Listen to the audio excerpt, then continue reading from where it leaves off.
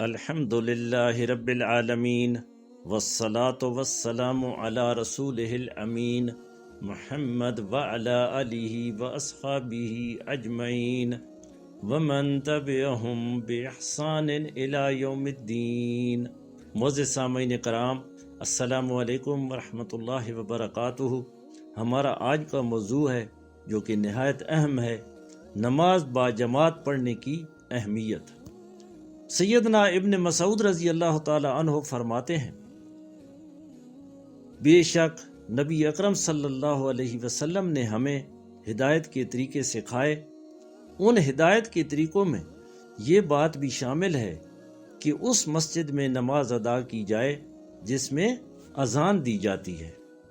اور ایک روایت میں ہے کہ انہوں نے فرمایا، اگر تم نماز اپنے اپنے گھروں میں پڑھو گے، جیسے جماعت سے پیچھے رہنے والا شخص اپنے گھر میں پڑھ لیتا ہے، تو تم اپنے نبی صلی اللہ علیہ وسلم کی سنت چھوڑ دو گے، اور اگر نبی کریم صلی اللہ علیہ وسلم کی سنت کو چھوڑ دو گے تو یقیناً گمراہ ہو جاؤ گے۔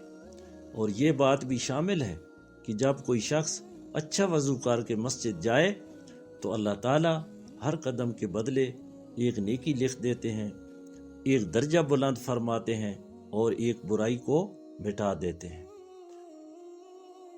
سیدنا ابن مسعود رضی اللہ تعالی عنہ فرماتے ہیں کہ میں نے صحابہ کرام رضی اللہ عنہم کو دیکھا، اس وقت جماعت سے سوائے کھلے منافق کے کوئی پیچھے نہیں رہتا تھا، اور بیمار کو بھی 2 آدمیوں کے سہارے نماز کے لیے لایا جاتا اور صف میں کھڑا کر دیا جاتا تھا۔ صحیح مسلم حدیث نمبر 654۔ نبی کریم صلی اللہ علیہ وسلم نے فرمایا، اکیلے شخص کی نماز سے جماعت کے ساتھ نماز پڑھنا 27 درجے زیادہ باعث ثواب ہے۔ صحیح بخاری حدیث نمبر 645۔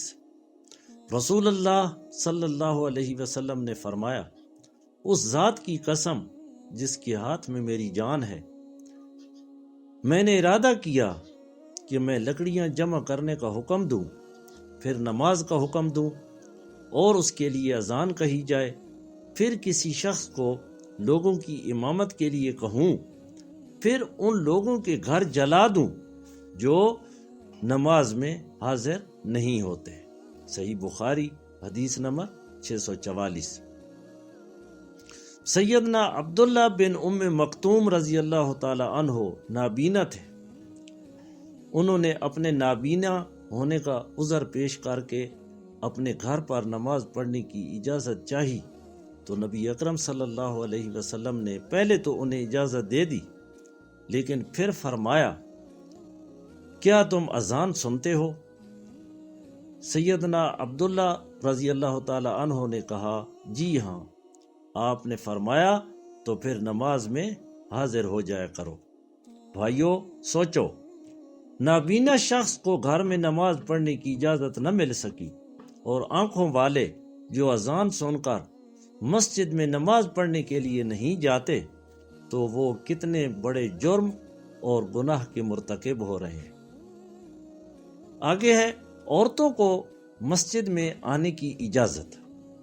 رسول اللہ صلی اللہ علیہ وسلم نے فرمایا، جب تمہاری عورت مسجد جانے کی اجازت مانگے تو اسے ہرگز منع نہ کرو۔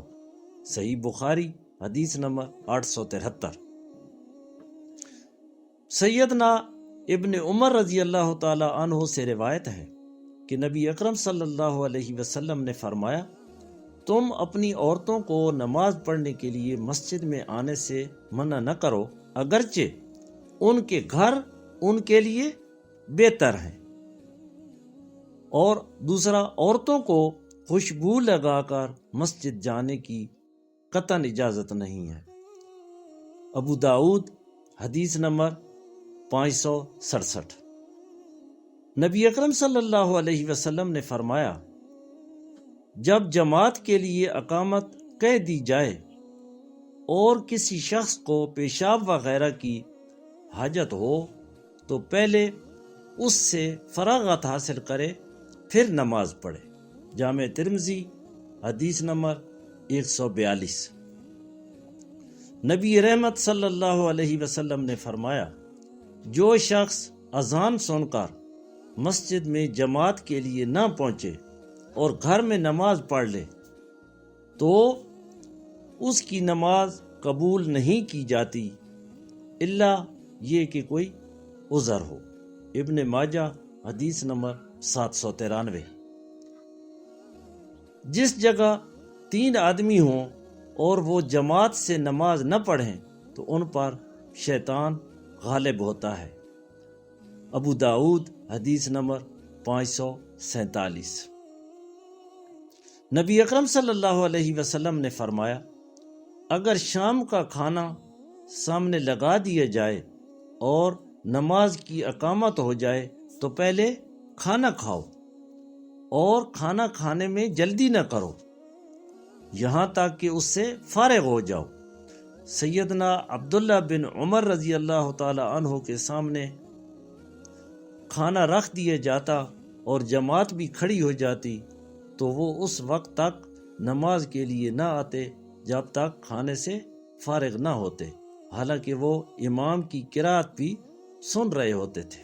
صحیح بخاری حدیث نمبر 673۔ ایک اور حدیث میں اللہ کے نبی نے فرمایا، نہایت شدید سردی اور بارش کی رات میں رسول اکرم صلی اللہ علیہ وسلم نے گھروں میں نماز پڑھنے کی اجازت دی ہے۔ صحیح بخاری حدیث نمبر 665۔ اللہ پاک سے دعا ہے کہ جو ہم نے سنا، جو ہم نے بیان کیا، ہمیں اس پہ مکمل عمل کرنے کی توفیق عطا فرمائے۔ جزاکم اللہ خیرا کثیرا۔ السلام علیکم ورحمۃ اللہ وبرکاتہ۔